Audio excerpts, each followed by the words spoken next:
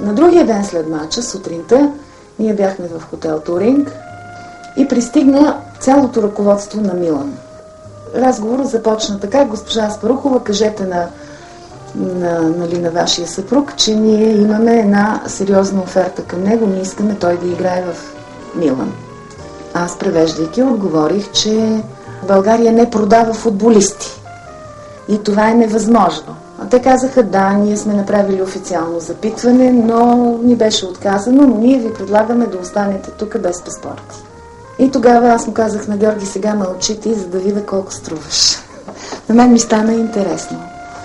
Те предложиха $300,000 на ръка, като по това време $300,000 беше огромна сума. Това беше сума, която сега се равнява на милиони.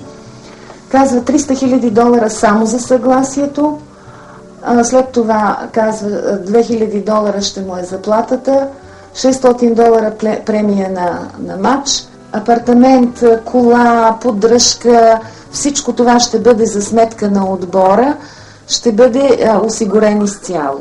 Офертата беше страхотна, тя беше главозамайваща и на мен наистина така малко ми омекнаха краката. Превеждах и тогава Георги каза нещо, което няма да забравя. Той каза: кажи им, че има една страна България. И в тази страна България има един отбор Левски. Може и да не са чували за него. В този отбор съм се родил, в този отбор ще умра.